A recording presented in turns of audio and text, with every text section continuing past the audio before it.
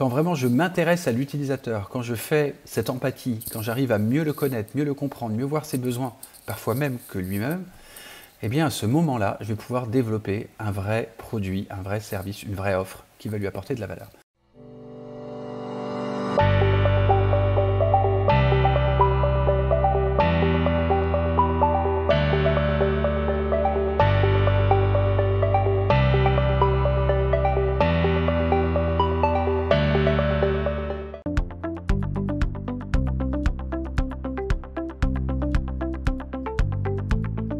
Deuxième outil, sur la partie toujours utilisateur. Nous avons vu en quoi je suis capable de rentrer dans le monde de mon client, notamment par exemple en faisant cet exercice de s'imaginer vivre dans le corps du client, de l'utilisateur, et évidemment d'en ressortir à la fin de l'exercice. Maintenant, nous allons voir le Value Proposition Canvas qui permet, quand je connais bien mon client, qu'est-ce qui marche moins pour lui, en quoi ce que je fais, ce que mon équipe, mon entreprise fait, peut répondre au mieux à ses attentes. Et ça se représente sous la forme du Value Proposition Canvas, qui est en fait une belle représentation métaphorique de la quadrature du cercle. Alors cette quadrature du cercle qui n'est jamais atteinte, eh bien c'est en quoi mes produits et services, mon carré, va rentrer dans le cercle, qui est le besoin du client. C'est un peu toujours cette question-là. En quoi je vais filtrer sur ce que je fais, sur ce que mon équipe et mon entreprise fait, juste qui va répondre aux besoins du client. Alors comment est-ce qu'on fait ça? Tout d'abord, il est important de définir la notion de valeur. Si on apporte de la valeur à notre client, c'est quoi la valeur? Et la valeur, on l'a vu dans le Lean, on l'a vu dans le Lean Six Sigma, en fait c'est une définition qui est multiforme. Et c'est intéressant, j'aime beaucoup faire cet exercice quand j'interviens en formation, de poser cette question, ça signifie quoi pour vous la valeur? Qu'est-ce que c'est que la valeur? Qu'est-ce qu'il y a de la valeur? Car la valeur a une définition d'abord en termes de prix, valeur financière, donc économique, en termes de quantité, la valeur d'objet, aussi en termes de valeur ajoutée. Donc là, on est très dans le quoi, dans le mécanisme, mais aussi en termes de comment. Tiens, cela a de la valeur, c'est de la valeur intrinsèque en fait, c'est de la qualité.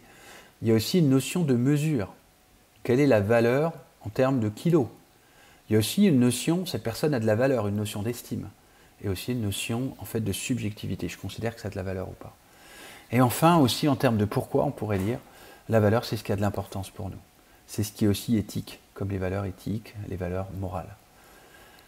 Donc posons-nous d'abord cette question. Qu'est-ce qui va avoir de la valeur pour nous? Mais pour notre utilisateur, qu'est-ce qui va avoir de la valeur? Est-ce que c'est de la valeur financière? Est-ce que c'est de la valeur morale? Est-ce que c'est de la valeur en termes de qualité d'œuvres d'art, par exemple? Et d'utiliser une méthode qui permette d'affiner cela. Alors comment on va faire ça? On va démarrer en fait en partant du client. C'est-à-dire qu'on va choisir encore une fois un utilisateur. Un client interne, mon manager, quelqu'un à qui je vais délivrer mes services pour qu'il puisse poursuivre à alimenter le produit dans l'organisation ou en dehors de l'organisation. Un partenaire, évidemment aussi. Et je vais commencer à l'identifier. Par exemple avec l'outil que nous avons vu avant de persona, d'avatar. Ensuite, je vais commencer à plus rentrer dans son monde professionnel. Je vais définir ses activités. Tiens, c'est quoi sa journée type? C'est quoi ses activités au quotidien? Évidemment, les journées changent, mais on peut avoir un ordre de grandeur. Qu'est-ce qui est important pour lui? Et à partir de là, où je déroule finalement les activités qu'il faut au quotidien, je vais ensuite identifier c'est quoi ses pains.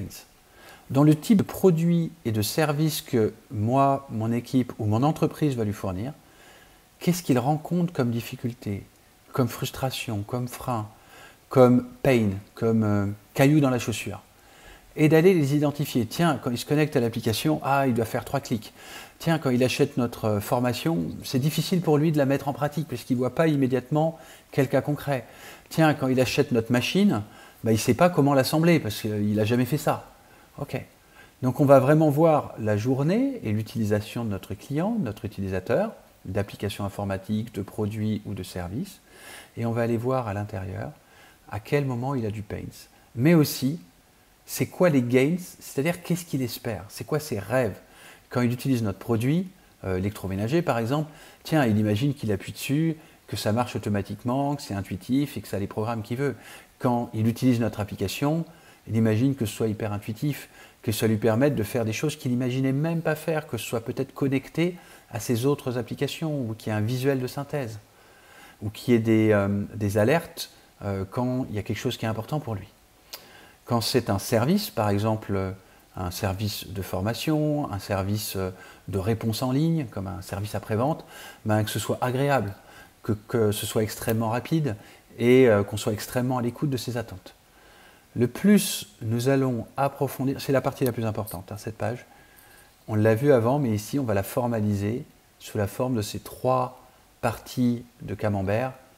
Le client, c'est quoi ses activités, c'est quoi ses pains, c'est quoi les gains qu'il attend, ses désirs. Et on voit le lien, plus vous avez fait l'étape d'empathie, l'outil d'empathie, plus ça va être simple à faire.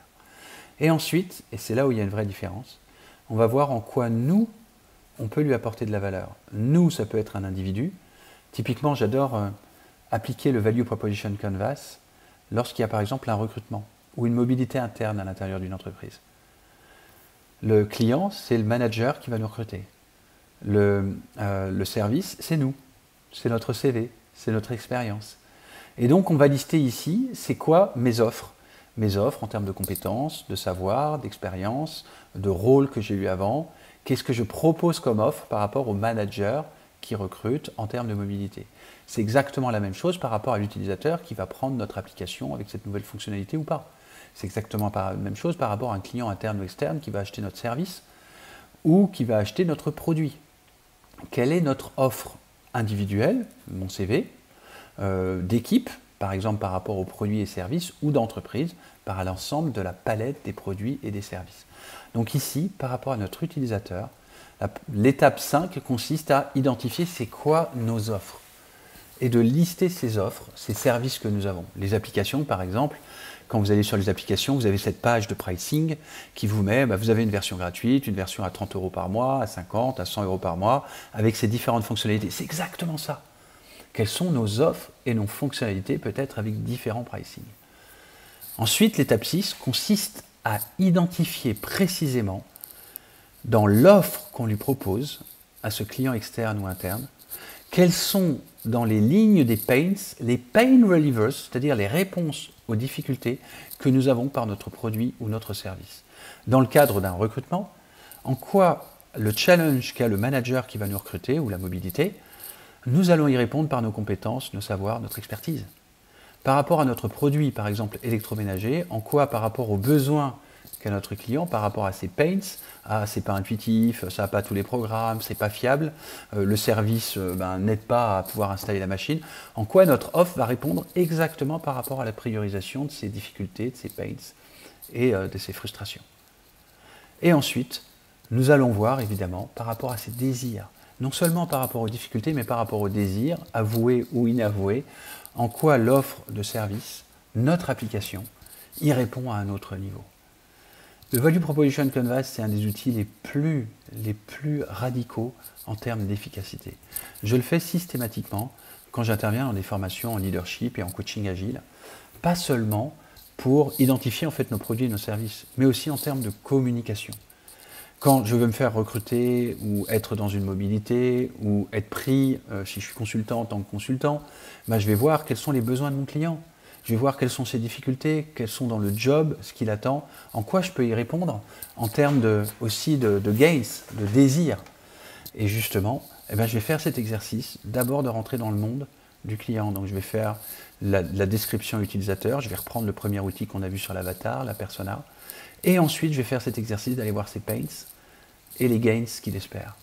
Et seulement à partir de là, je vais filtrer, nous allons filtrer en équipe, dans nos capacités. Quelles sont les capacités dont a besoin ce manager? Quelles sont les capacités dans nos offres de produits et services dont ont besoin le client, pas le reste?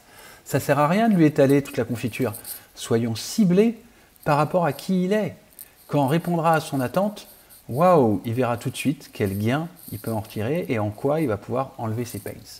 Donc appliquez maintenant, prenez un exemple d'un client interne, d'un client externe, d'un utilisateur, et faites cet exercice, d'abord de partir de son persona, de voir sa liste de tâches d'activité dans le cadre de l'offre du service et produit que vous allez faire, quels sont les pains qu'il rencontre aujourd'hui sur la manière dont il utilise ce type de service, ce type d'application, ce type de produit, listez-les bien, et là la user research, L'approfondissement avec des interviews, des rencontres qualitatives peut aussi aider.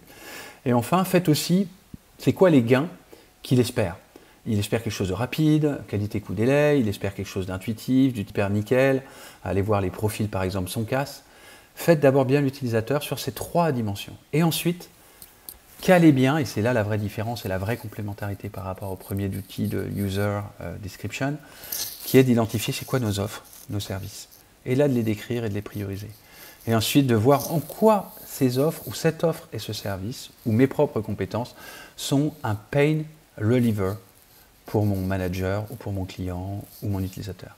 Et en quoi c'est un gain aussi, ça gain creator, ça apporte des gains peut-être même qu'il n'attendait pas. Faites cet exercice, ça prend pas tant de temps que ça, vous pouvez y revenir en une demi-heure, 1 heure, vous avez déjà identifié, ne serait-ce que si vous ne voulez pas travailler sur votre produit par rapport à votre chef aujourd'hui. Qu'est-ce qu'il attend de vous dans votre poste? Par rapport à votre client, si vous êtes externe par rapport à une organisation et que vous travaillez en tant que prestation, tiens, qu'est-ce qu'attend mon client? Faites cet exercice même pour un client avec lequel vous travaillez déjà, avec votre manager, et voyez les résultats.